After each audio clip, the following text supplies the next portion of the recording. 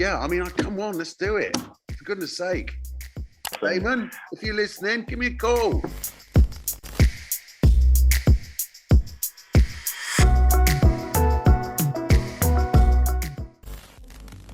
Hi, Alex. How are you?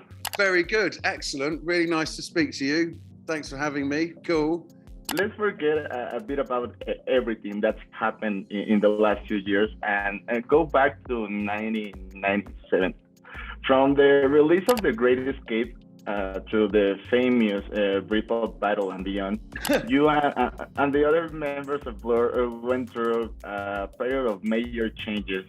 Not only did you break away from your signature sound, but you also, I think, grew as musicians and human beings. So I want to ask you, what was the period like for you, and what point did you realize it was time to change direction and go down a different musical path? Well, the record company always said that just be careful because success will mess you up far more than failure will.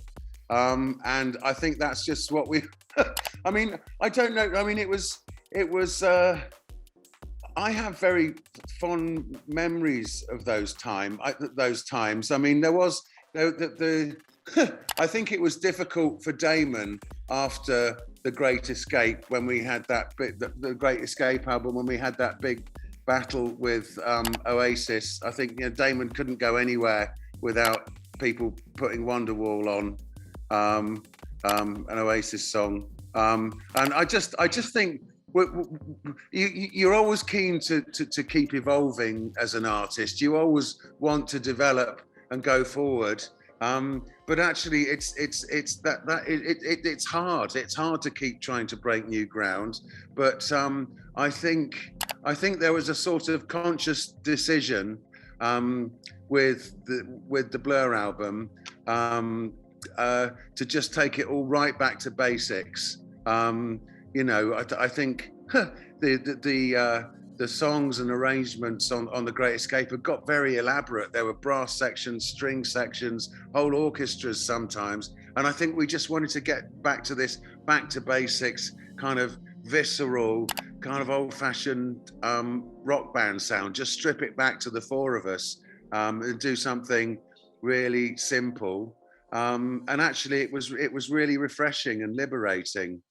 I mean, but by that time, we'd been together for like 10 years and we'd spent hours and hours playing together every day for 10 years, basically. So I think we'd all become we kind of learned a craft.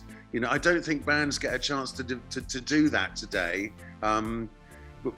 We'd spent years recording and playing and doing concerts, and we had been able to kind of evolve as musicians, if not as people.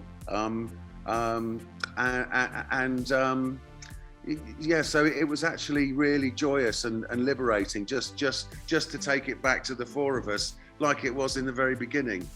Does that make sense? Yeah, totally. Well, for this album, you once again worked with Stephen Street as a producer, but this time you embraced the lo-fi sounds and delivered much more personal songs that were not heard on your previous album. But what is the best memory you have from those sessions? Could you tell us what it was like to record Blur? Yeah, well, I think by it takes, I think, the first thing you work out is how to kind of play live together and make a good sound when you're doing that. But then when you get into a recording studio, there's a whole new load of stuff to learn. Like recording studios, incredibly, it's a lot of complicated. It's complicated, and it just takes a while to learn how to work in studios. But I think by the time we got onto the Blur album, we had a really good team around us in the studio from kind of everything from sort of guitar and keyboard techs who could all sort of help us achieve what we needed, to a producer and engineer team, Stephen Street and John Smith, who we worked with for a long time. We all kind of were able to communicate with each other really well.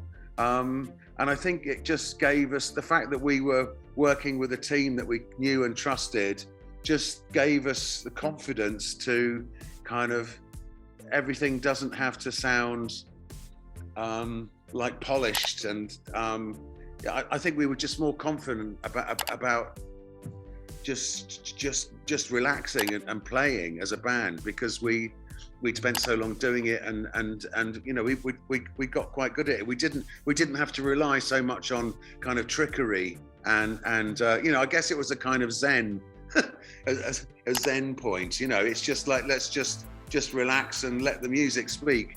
You know, it's not to try and be too elaborate or ambitious. Just let it flow from within. And yeah, it was. I mean, most of the stuff on that record was played pretty much as live. Certainly the singles. Yeah, it really was just the four of us in a room together, just cranking it up and enjoying it, getting back to basics. Well, after 25 years, how does it feel to listen to this album? What does it represent to you after all this time? I think it all actually sounds surprisingly fresh, actually. The fact that there isn't really much artifice on it. You know, we weren't trying to kind of construct anything. We were just and I think, you know, the best music does have that sort of timeless quality. I think, you know, it's, to me, it still sounds really, really fresh today. I mean, yeah, it's all pretty much a band just set up in the studio with microphones on everything and just playing. You know, not many, it might sound ridiculous, but not many records are made like that. Certainly not anymore. You know, you'll start by with a drum beat or putting everything in time. You know, I think it was just done in a very raw, organic kind of way. And yeah, it's whenever I hear anything from that record, it still sounds really good. I listened to Essex Dogs the other day, the last track on the album, which is kind of like a really long, kind of scary, kind of weird dream, sonic nightmare. Yeah, I remember doing that really clearly. It just felt really electric in the studio, and you know, I think it was quite, because we were, you know, we were a pop band at that point, so making kind of weird 7-minute, largely instrumental rock dirges was kind of, it was a big step for us. But I thought it sounded strong. As you know, I mean, I don't. You know, I do listen to Blur's music occasionally, but I do choose to listen to it occasionally. But most often, it comes on the radio, or I'll be out, you know, hear it in a club or a shop or whatever. And you know, it always sort of takes you by surprise to hear your own music playing. But you know, I think we're all just really delighted that people still listen to it, and that people still care, and you know, we'd love the opportunity to play all those songs together again at some point. I think, you know, it's wonderful that they still resonate with people. When it's been almost 7 years since the Magic Whip and the tour promoted. Oh, no, it's gone really quickly. Since then, we haven't seen you together on a few special occasions, but I want to ask you this. Are there any plans for Blur in the future? Have you spoken to Damon, Graham, and Dave about it? I mean, I speak to Dave and Graham regularly, Damon occasionally, and I mean, I know personally, I think it's time, but I'm always the last one to know. You know, it's like I you know, I get a call, they're like, yeah, come on, get your guitar, we're doing it. Oh, great. I mean, I think it would be. I think it's time, but you know, I'm just one of four people.